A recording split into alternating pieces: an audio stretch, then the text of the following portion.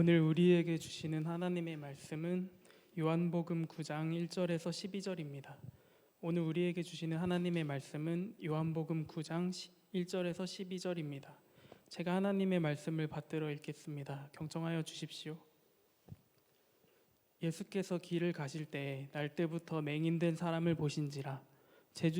제자들이 물어 이르되 랍비여, 이 사람이 맹인으로 난 것이 누구의 죄로 인함이니이까? 자기니이까 그의 부모니이까? 예수께서 대답하시되 이 사람이나 그 부모의 죄로 인한 것이 아니라 그에게서 하나님이 하시는 일을 나타내고자 하심이라. 때가 아직 낮음에 나를 보내신 이의 일을 우리가 하여야 하리라. 밤이 오리니 그때는 아무도 일할 수 없느니라. 내가 세상에 있는 동안에는 세상의 빛이로라. 이 말씀을 하시고 땅에 침을 뱉어 진흙을 이겨 그의 눈에 바르시고 이르시되 실로암 못에 가서 씻으라 하시니, 실로암은 번역하면 보냄을 받았다는 뜻이라. 이에 가서 씻고 밝은 눈으로 왔더라. 이웃 사람들과 전에 그가 거린인 것을 보았던 사람들이 이르되 이는 앉아서 구걸하던 자가 아니냐. 어떤 사람은 그 사람이라 하며 어떤 사람은 아니라 그와 비슷하다 하거늘 자기 말은 그라하니, 그들이 묻되 그러면 네 눈이 어떻게 떠졌느냐. 대답하되 예수라 하는 그 사람이 진흙을 이겨 내 눈에 바르고 나더러 실로암에 가서 씻으라 하기에 가서 씻었더니 보게 되었노라. 그들이 이르되 그가 어디 있느냐. 이르되 알지 못하노라 하니라. 오늘 이 말씀을 통해 하나님께서 은혜 주시기를 바랍니다.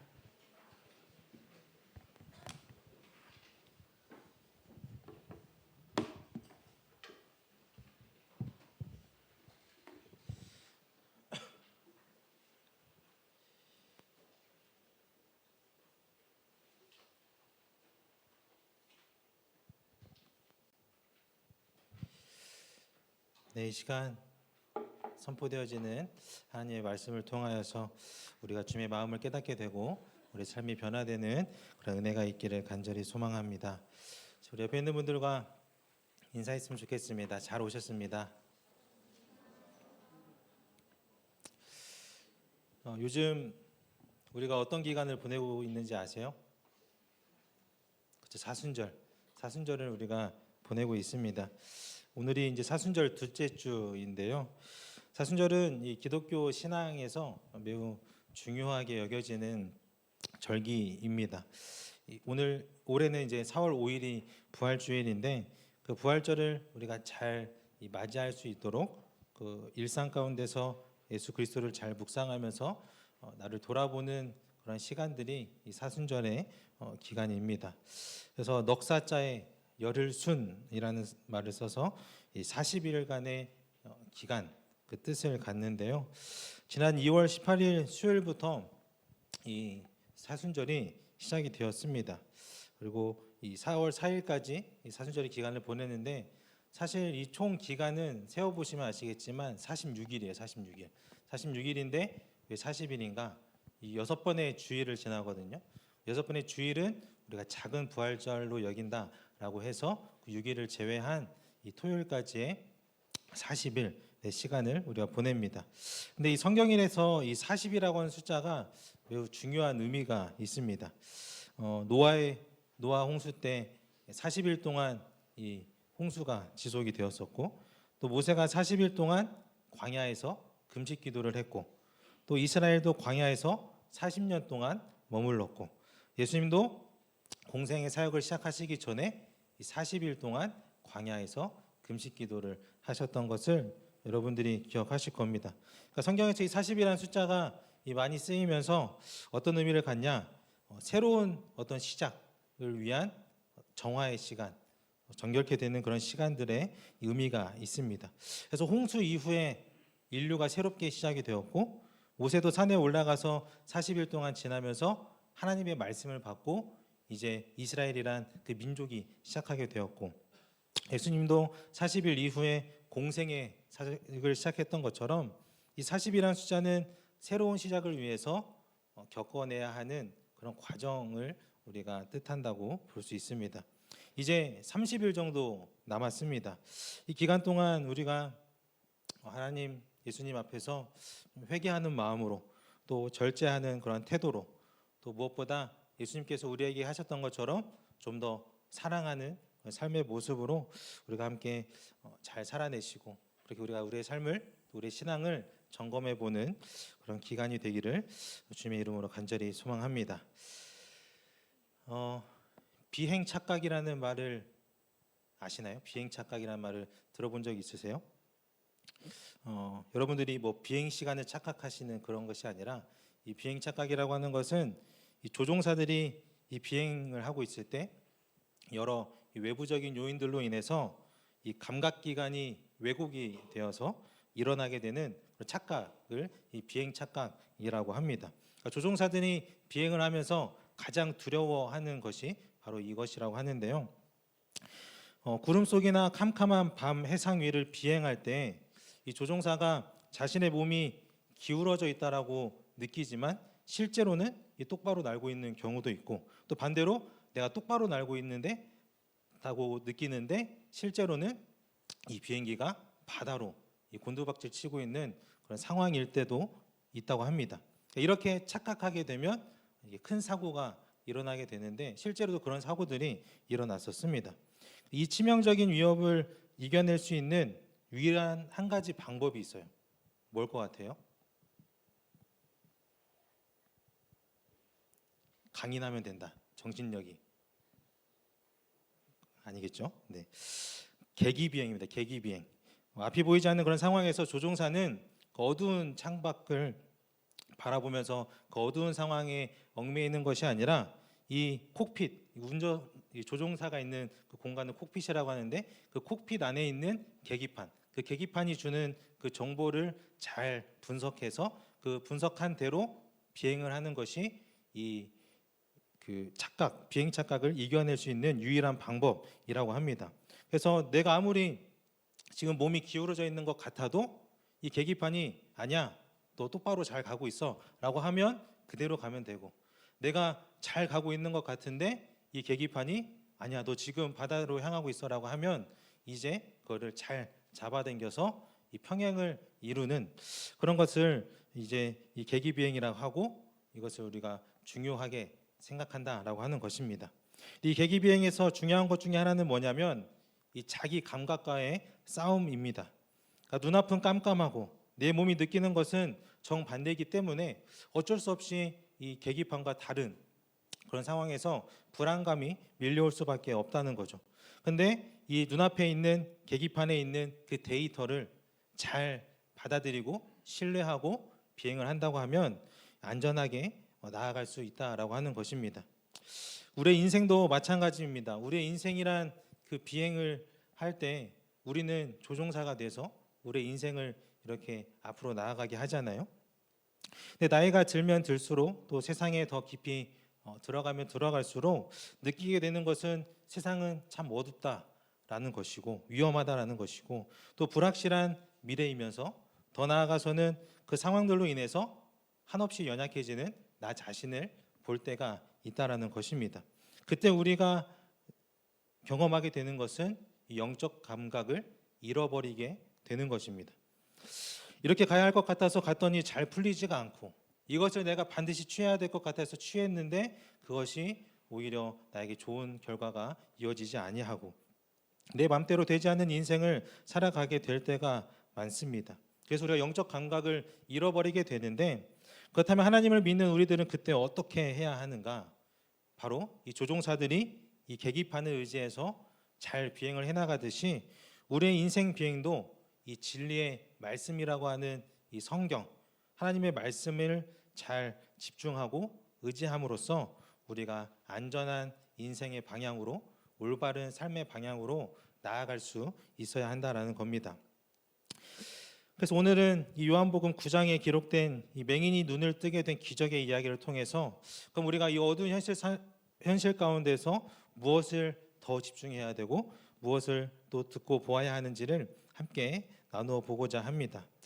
질문 하나 드리면, 이 빛이 있고 어둠이 있잖아요. 이 빛은 제 모습 있는 그대로 드러나게 하는 그런 빛이고, 또 어둠은 우리가 숨기고자 하는 것을 숨겨줄 수 있는 어둠일 텐데, 여러분들 이 빛과 어둠 둘 중에 하나를 고르라고 한다면 무엇을 고르시겠습니까? 어둠을 고르실 분도 있을 수도 있지만 대부분 아마 빛을 구하실 거라 생각을 합니다. 그러니까 빛으로 가득해서 뭐가 안전하고 따뜻하고 이런 포근한 상황을 원하는 것이 당연합니다. 근데 여러분도 아까도 얘기했지만 우리의 삶을 좀 되돌아보면 빛에 머물렀을 때보다 우리가 어둠 가운데 있었을 때가 더 많았던 것 같습니다. 그리고 미래를 봐도 뭐가 명확하게 나의 미래가 어떻게 될 것인지 보이는 것이 아니라 불투명하고 이 불명확한 것이 우리의 인생이죠. 우리 이제 일청 친구들 중에서 이제 군대 갈 친구들이 좀 많이 있는데 군대 가면 이 훈련소 마치고 막 이 자대 배치를 받은 이 이등병들이 자대에 오면 이 점호 받을 때 뭐 해보셨는지 모르겠지만 다른 분들은 이제 하는 게 있어요. 눈을 감아보라고 하죠. 눈을 감아보라고 하고 무엇이 보이냐? 그러면은 아무것도 안 보입니다. 그게 네 인생이다라고 하는 게 이 이등병들을 어떻게 보면 놀리는 그런 이야기인데요. 이것이 뭐 군대만의 이야기가 아니라고 생각합니다. 우리 인생도 한 치 앞도 어떻게 될지 모르는 우리 인생 우리가 살아가고 있다는 거죠. 이때 우리 신앙인에게 필요한 것은 바로 이 영적인 눈이에요. 영적인 눈. 영적인 눈이 열려 있으면 우리는 빛을 보게 되고 그렇지 못하고 이 영적인 눈이 닫혀 있게 되면 그저 이 어둠 가운데 우리가 그냥 얽매여서 살아갈 수밖에 없다는 것이죠. 그래서 요한복음 8장 12절 말씀에 보면 예수님께서 이렇게 말씀하시는데요. 우리 같이 한번 읽어보도록 하겠습니다. 시작. 나는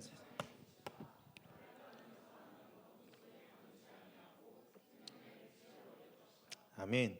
어둠 속에 다니는 우리들을 이 빛으로 빛 가운데로 인도하시기 위해서 생명의 빛으로 예수님께서 이 땅에 오셨다라고 말씀을 하고 있습니다. 이와 관련된 여러 가르침들이 이 8장 가운데 쭉 기록되어져 있는데요. 이 생명의 빛이다라고 이 자기 자신을 드러내신 예수님 그 이후에 처음 일어나는 이 기적의 사건이 이 요한복음에서는 바로 이 눈먼 사람이 이 눈을 뜨게 되는 사건이라고 하는 거죠. 1절에 보면 예수님께서 제자들과 함께 길을 가시다가 어떤 한 사람을 보게 됩니다. 바로 눈먼 사람 맹인이죠. 근데 부연 설명하기를 날 때부터 맹인이었다라고 나와 있어요. 근데 이 맹인을 바라보는 예수님의 시선과 같이 있는 이 제자들의 시선이 사뭇 다릅니다. 당연히 예수님이야 그 맹인을 긍휼의 마음으로 바라보셨을 테지만 제자들은 그렇지 않았습니다. 2절에 보면 안 넘어가네요. 2절에 보면 라삐어 이 사람이 맹인으로 난 것이 누구의 죄로 인함이니까 자기니까 그의 부모니까라고 이야기를 하죠. 이 제자들은 그를 보면서 이 누구의 죄 때문인가를 묻는데요. 이 질문 속에 담겨져 있는 의미는 뭐냐면 이 모든 그 당시 이 모든 질병과 갖게 되는 이 장애는 이 죄로 인해서 하나님이 진노하신 이 심판의 결과라고 하는 그 당시 유대교의 보편적인 그런 관점이 담겨져 있는 것입니다. 그러니까 아마도 그 맹인이 후천적으로 못 보게 된 것이었다라고 하면 아마 묻지도 않고 그냥 자연스레 지나갔을 텐데 그는 날 때부터 장애를 가지고 있었기 때문에 그만의 죄가 아니라 이 부모님의 죄로 인해서도 이 장애를 가질 수 있지 않았을까라는 생각이 있었고 따라서 이 제자들은 이러한 질문을 한 것입니다. 그러니까 제자들은 이 맹인의 어떤 존재보다도 왜 그렇게 됐는가 그 이유를 더 궁금해했던 것이죠. 그러니까 예수님과는 다른 시선으로 바라보았던 것입니다. 게다가 아까 말씀에서 예수님을 아직도 라삐어라고 부르고 있는 이 제자들의 모습은 아직도 예수님을 그리스도로 인정하지 못하고 아직도 그냥 이 선생님이라고 하는 한 존재로 받아들이는 것을 보았을 때 예수님 곁에 있으면서도 여전히 예수님의 마음으로 이 세상을 바라보지 못하는 그런 영적으로 어두운 가운데 있는 그런 제자들의 모습을 우리가 생각해 볼 수 있게 됩니다. 이러한 제자들의 질문에 예수님께서 어떻게 대답하시는지 우리 3절에서 5절 말씀 같이 한번 읽어보겠습니다. 시작. 예수께서 대답하시되 이 사람이나 그 부모의 죄로 인한 것이 아니라 그에게서 하나님이 하시는 일을 나타내고자 하심이라. 때가 아직 낮음에 나를 보내신 이의 일을 우리가 하여야 하리라. 밤이 오리니 그때는 아무도 수 없느니라. 내가 세상에 있는 동안에는 세상의 빛이로라. 아멘. 예수님께서는 그가 맹인된 것이 그 누구의 죄 때문도 아니다라고 분명하게 하십니다.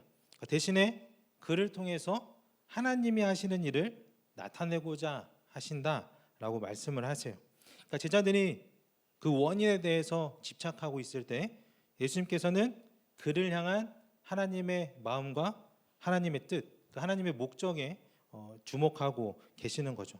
근데 여기서 우리가 주의해야 될 것은 뭐냐면, 그러면 하나님께서 자신이 하시는 일을 드러내시기 위해서 그럼 이 사람을 날 때부터 맹인으로 만드신 것인가? 이렇게 쉽게 생각해서는 안 된다라고 하는 겁니다. 가끔 사람들이 힘들어하는 사람을 위로한다고 하면서 당신이 지금 그런 고통을 당하고 있는 것은 하나님의 일을 위해서다라고 말할 때가 있습니다. 물론 이것이 때에 따라서 또 사람에 따라서 힘이 되기도 하고 위로가 될 수도 있겠지만 자칫 잘못하면 이 말은 어떻게 보면 폭력이 될 수도 있습니다. 그의 상황에 깊이 공감하지도 못하면서 쉽게 이야기함으로써 상처를 줄 수도 있기 때문이죠. 우리 하나님은 자신이 영광을 받으시고자 인간의 삶에 그 불행을 만들어내시는 분이 아니십니다. 또 불행이 있다고 해서 그 모든 불행이 이 죄로 인해 심판받는 것 또한 아닙니다. 왜냐하면 이 전능하신 분이 왜 굳이 그런 일들을 하시겠습니까? 그렇다면 여기서 말하는 하나님이 하시는 일, 그것이 무엇일까? 바로 우리 한 사람 한 사람을 구원하시고자 하는 그 일이라는 것입니다. 이 날 때부터 맹인이었던 사람을 지금 구원하시고자 한다라고 하는 거죠. 그럼 구원하시고자 무엇을 하셨는가? 바로 인간의 육신을 입고 우리 가운데 거하신 것이 바로 이 구원하시고자 하신 일이라는 것입니다.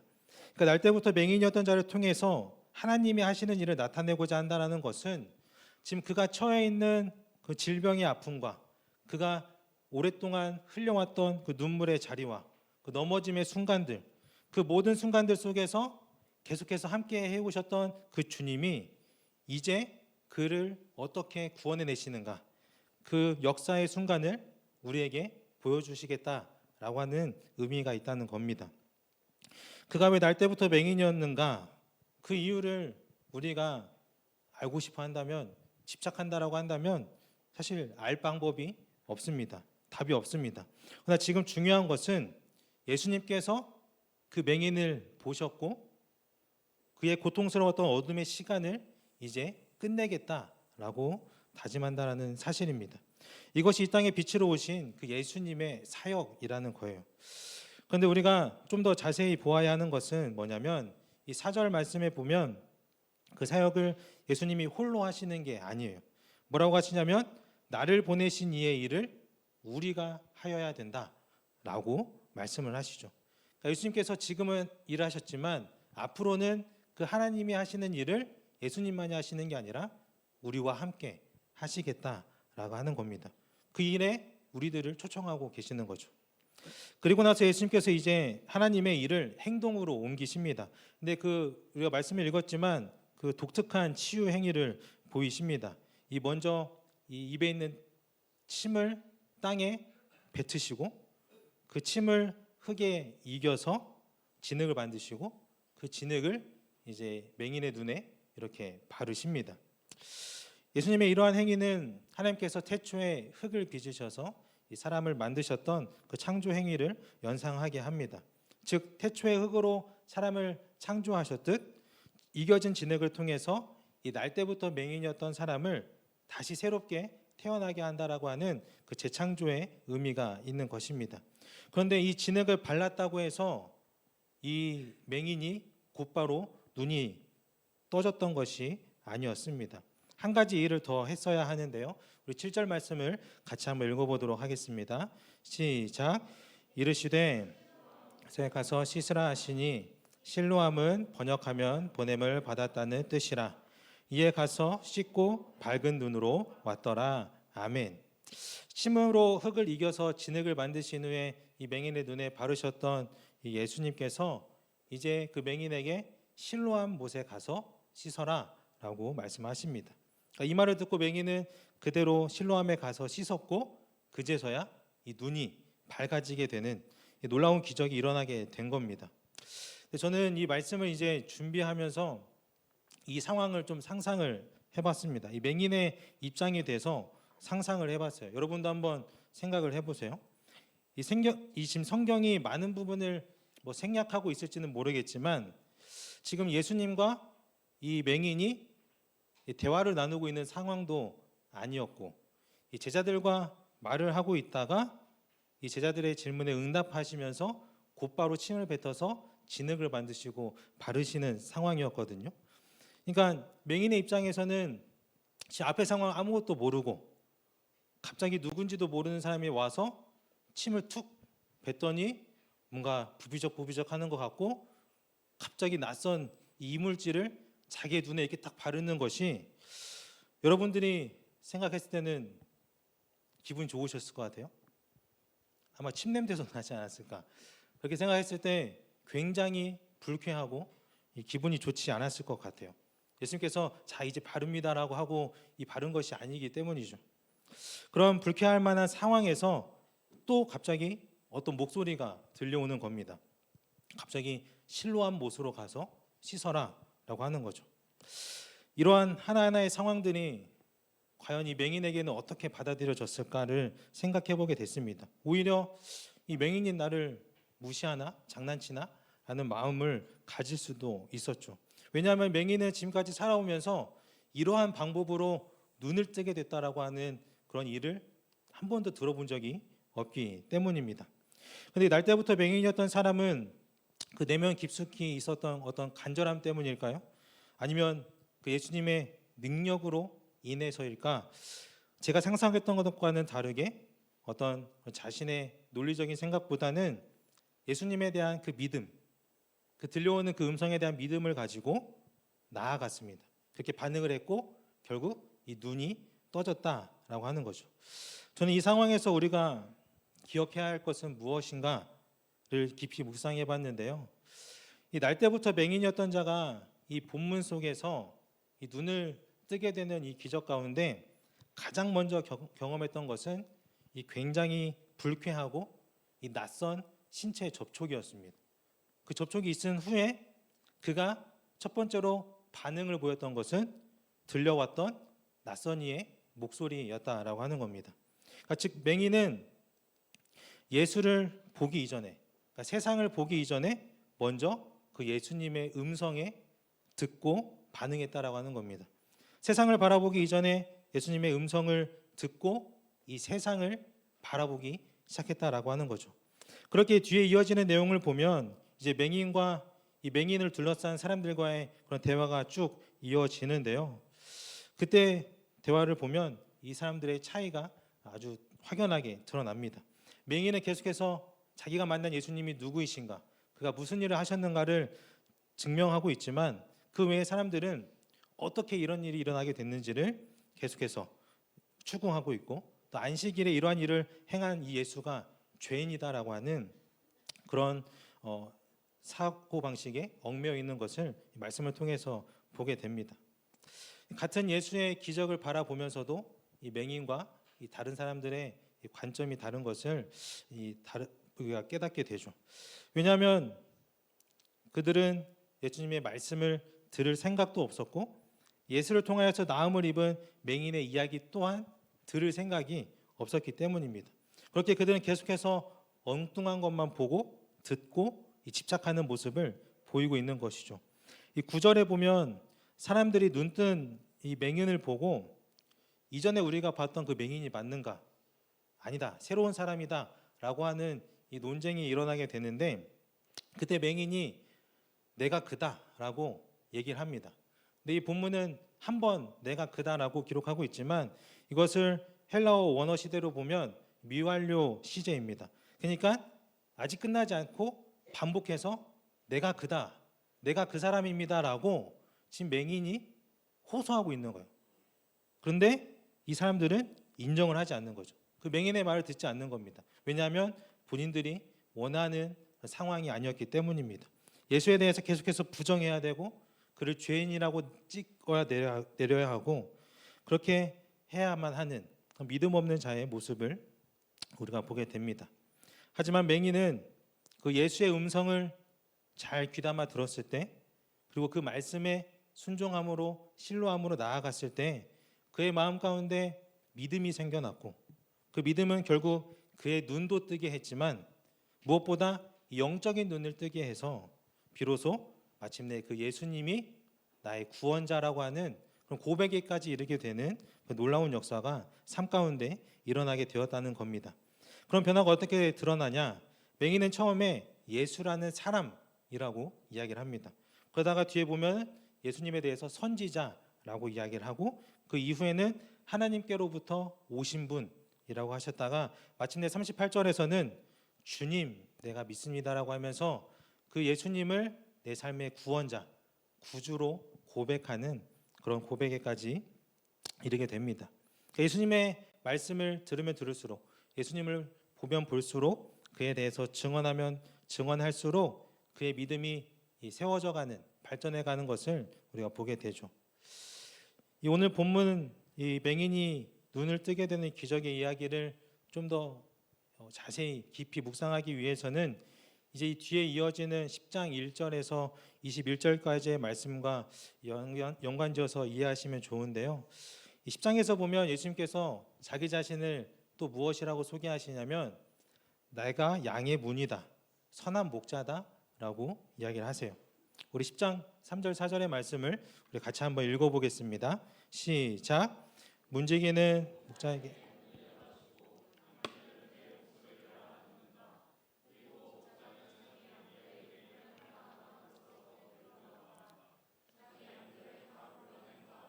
그는 앞서서 가고 양들은 그를 따라간다. 양들이 목자의 목소리를 알고 있기 때문이다. 아멘. 여러분들이 여기서 양을 치는 목자라고 하신다면 양을 어떻게 이끌고 가시겠습니까? 이거 왜 묻냐 하시죠? 이 서양에서 양을 치는 방법과 예수님이 사셨던 이 중동의 양을 치는 방법이 달랐다라고 합니다. 서양은 양떼를 먼저 보내고 뒤에서 이제 소리를 치면서 이렇게 막대기 이렇게 하면서 양을 쳐가는 것이 이 서양의 방법이고 이 중동의 방법은 양떼를 이끌 때 목자가 먼저 앞서가고 이 양떼들은 그 목자를 뒤따라가는 그런 방법이었다라고 해요. 그러니까 이 중동의 방법으로 양떼를 이끌려고 한다면 이 앞서가는 목자가 계속해서 양들을 불러야 되죠. 따라오라고 불러야 되는 겁니다. 그래야 양떼들이 이탈하지 않고 함께 잘 무리지어서 앞으로 갈 수 있는 거예요. 그런데 그 수많은 양들이 어떻게 이탈하지 않고 그 목소리를 따라서 잘 갈 수 있는가? 이 4절 말씀 뒷부분 맨 마지막 절에 보면 양들이 목자의 소리를 알고 있기 때문이다라고 하죠. 목자의 음성을 잘 듣고 있기 때문인 것입니다.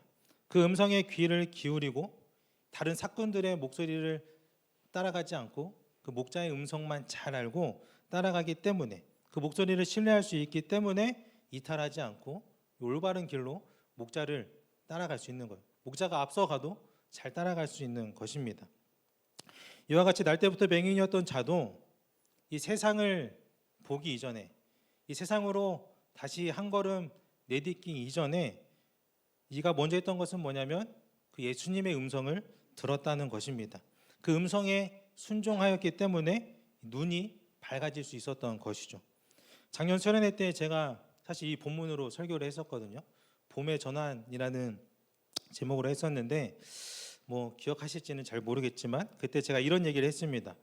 맹인이 이 지금 기적적으로 눈을 떴잖아요. 이 눈을 뜨고 나서 가장 먼저 본 것이 뭐냐? 예수님이 아닙니다. 이 실로암에서 눈을 뜨고 이 사람이 보게 된 것은 화려한 세상이에요. 성전을 보고 사람들을 보고 자기가 그동안 귀로만 들어왔던 그 놀라운 것들을 이제 눈으로 보기 시작한 거예요. 그런데도 이 맹인은 그 가운데서도 예수님의 음성을 기억했고 그 예수님을 통해서 경험했던 은혜들을 잊지 않았던 것입니다. 그래서 지금 비록 그가 예수님이 어디에 계신지는 몰라도, 그가 어떻게 생겼는지는 몰라도 사람들이 계속해서 어떻게 된 거냐고 추궁하고 협박하는 그런 상황에서도 끝까지 그 음성을 기억하고 예수가 누구이신지를 증거했고 그렇게 고백하며 믿음이 발전해가는 모습을 우리가 이 말씀을 통해서 보게 됩니다. 사랑하는 웨이브스 공동체 여러분, 오늘 본문을 통해서 깨닫게 되는 그 믿음에 대한 정의가 있었습니다. 그것은 바로 이 말씀의 제목과 같이 그 믿음은 듣고 보는 것이라는 겁니다. 우리를 향해서 들려오는 그 예수 그리스도의 음성을 잘 듣고 그 들음에서 생겨난 믿음을 통해서 이 세상을 바라보기 시작하는 것, 그 세상으로 걸음을 내딛기 시작하는 것이 믿음의 자녀로서의 자세와 태도다라고 하는 거죠. 그 믿음으로 이 세상을 살아가야 한다라고 오늘 말씀이 우리에게 이야기해주고 있습니다. 그래서 로마서에 바울이 이렇게 고백하지 않습니까? 그러므로 믿음은 들음에서 나며 들음은 그리스도의 말씀으로 말미암았느니라. 아멘. 우리가 믿음으로 이 세상에서 잘 살아내려면 말씀 앞으로 늘 나아가야 하고 그 말씀으로부터 들려오는 그 주님의 음성을 잘 들어야 하고 그 들음 가운데 생겨나는 믿음으로 우리가 세상을 바라봐야 우리가 이 험난한 세상 속에서도 올바른 삶을 살아낼 수 있다는 것입니다. 요한복음에서는 이 신학적으로 안다는 것, 무언가를 안다는 것을 그것과 이 관계가 깊은 것으로 이해를 합니다.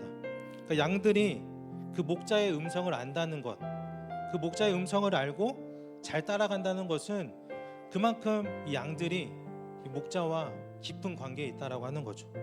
그렇듯이 우리가 그 예수님의 음성을 잘 듣고 잘 아는 것, 그것이 우리가 예수님과 얼마나 깊은 관계에 있는가, 그것을 돌아볼 수 있는 기준이 되는 것 같습니다. 이 보는 것 이전에 잘 듣는 것, 그 듣는 것 이전에 그 말씀의 자리를 향해서 나아가 보려고 애쓰는 것, 거기로부터 우리는 예수님을 알아가기 시작하고 믿음이 생겨나기 시작하고 그 예수로 말미암아 우리의 삶의 자리 가운데 그런 선한 일들이 일어나기 시작한다는 겁니다. 제가 서두에 빛과 어둠 이 둘 중에 무엇을 선택할 거냐라고 물어봤잖아요. 빛이 중요한 것은 당연합니다. 그러나 우리가 주님 앞에 서기 위해서 인위적으로 이 빛을 내려고 할 필요는 없습니다. 아니, 우리는 저번에도 얘기했듯이 빛이 발광체가 될 수 없습니다. 그렇게 우리가 지금 내가 어둠 가운데 있는 것 같다라고 한다면 그 어둠 그 상태로 주님께 나아갈 수 있길 바랍니다. 그리고 가장 그 어두움 짙어지는 그 상황 가운데서 들려오는 그 주님의 음성에 집중할 수 있기를 바랍니다.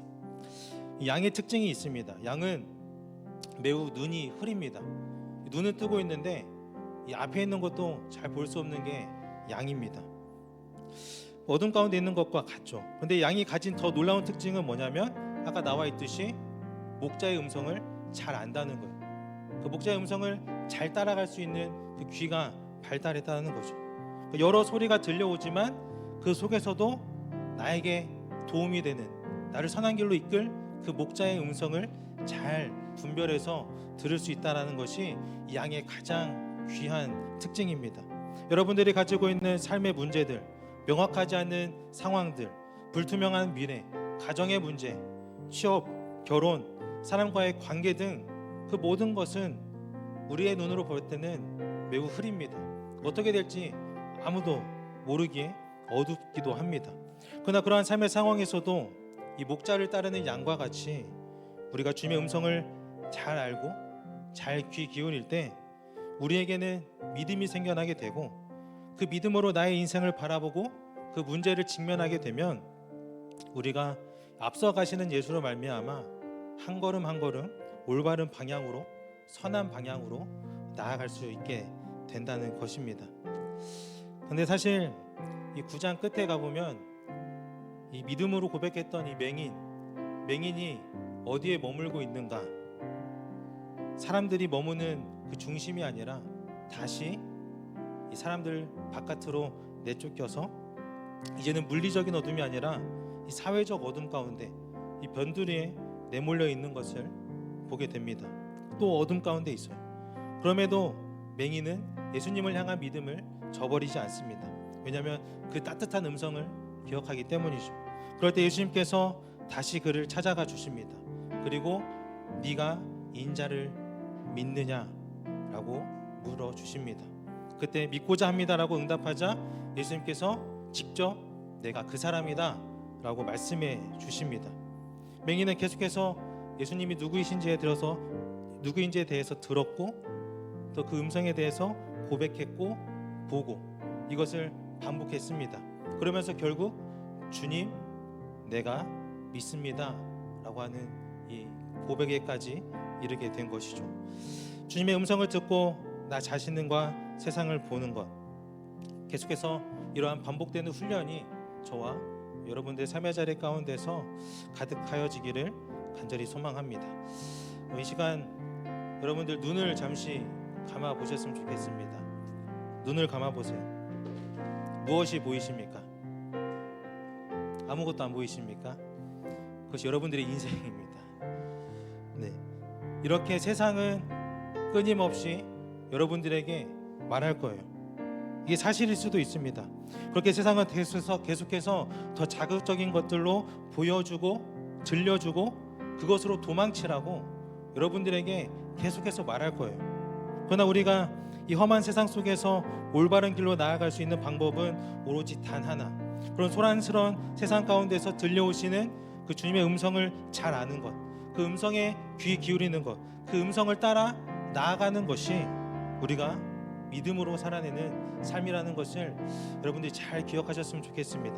그렇기 때문에 또 내일부터 시작되는 이 새로운 한 주간도 이 믿음으로 잘 살아내시길 바라고, 남은 사순절의 기간도 주님과의 깊은 만남의 시간 가운데서 그 주님을 더 닮아가고 주님을 더 알아가는 여러분들이 될 수 있기를 주님의 이름으로 간절히 축원합니다. 이제 우리 그 눈을 감으신 채로 제가 가사를 불러드릴 테니까 같이 우리 찬양으로 고백하며 함께 나아가면 좋겠습니다. 우리 눈을 감고 함께 고백합니다. 사랑한다 아들아, 사랑한다 아들아, 내가 너를 잘 아노라. 사랑한다 내 딸아, 사랑한다 내 딸아, 내게 축복 더하노라. 내게 축복 더하. 우리 한 번 더 고백합니다. 사랑한다 아들아, 사랑한다 아들아, 내가 너를 잘 아노라. 사랑한다 내 딸아, 사랑한다 내 딸아, 내게 축복, 내게 축복. 우리 향해서 말씀하시는 그 주님의 음성에 기울이면서 한 번 더. 사랑한다 아들아, 내가 너를 잘 아노라. 내가 너를 잘 아노라. 사랑한다 내 딸아, 내게 축복. 우리 한 번 더 전심으로 고백하며 나아갑니다. 사랑한다 아들아, 내가 너를 잘 아노라. 내가 너를 잘 아노라. 사랑한다 내 딸아, 내게 축복 더하노라. 내게 축복 더하노라. 제가 들려오는 그 주님의 음성에 반응하며 함께 기도하며 나가길 원합니다.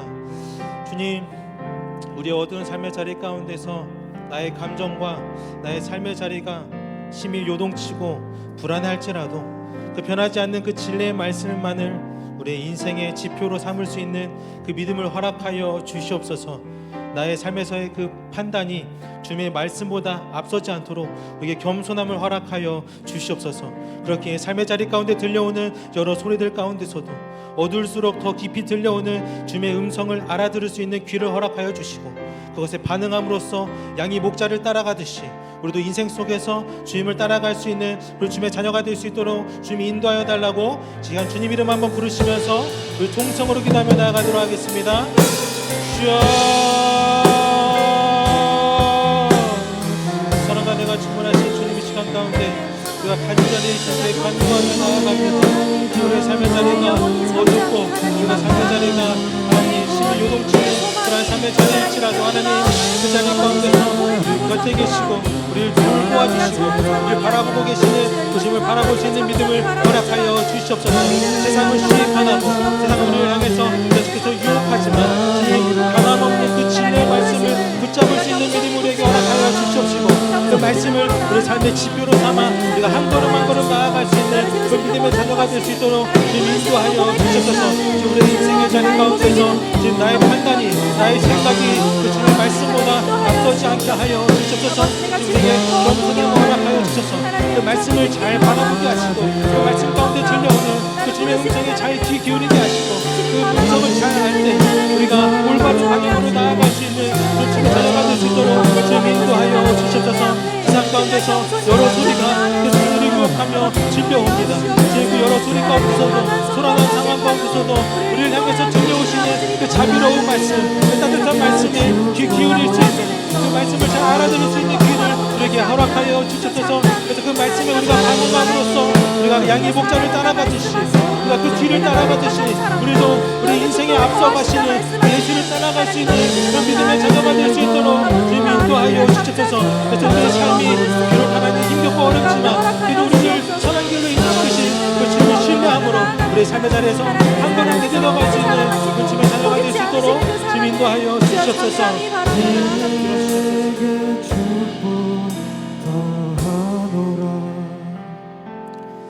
사랑과 내가 충만하신 주님, 내일 일도 알 수 없는 우리의 인생이고 우리의 주변은 어둡기만 한 삶의 자리이지만 그럼에도 우리가 앞으로 한 걸음 나아갈 수 있는 그 유일한 소망은 변함없는 그 주님의 말씀인 줄 믿습니다.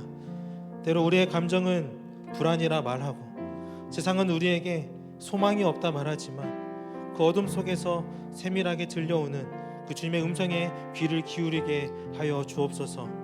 날 때부터 맹인이었던 자가 자신의 고정관념에서 벗어나 그 주님의 말씀에 순종하여 신뢰함으로 나아갔던 것처럼 우리 또한 이해되지 않는 그런 삶의 상황 속에서 또 들려오는 주님의 말씀이 이해되지 않을지라도 믿음의 걸음을 뗄 수 있는 그런 주님의 자녀가 될 수 있도록 주님 인도하여 주시옵소서.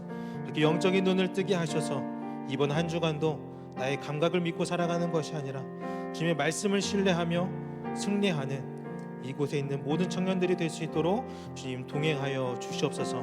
감사드리며 빛으로 우리를 인도하시는 예수 그리스도의 이름으로 기도합니다. 아멘. 우리 자리에 일어나셔서 우리 바송 찬양 주님께 올려드리며 나아가도록 하겠습니다. 우리 박수 치면서 찬양합니다.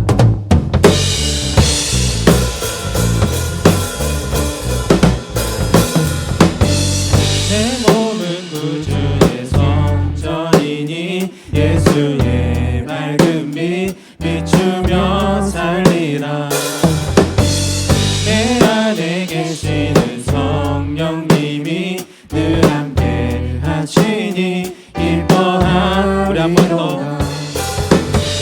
내 몸은 구주의 성전이니 예수의 맑은 빛 비추며 살리라. 내 안에 계시는 성령님이 늘 함께 하시니 기뻐하리로다. 어디에 있든지 무엇을 하든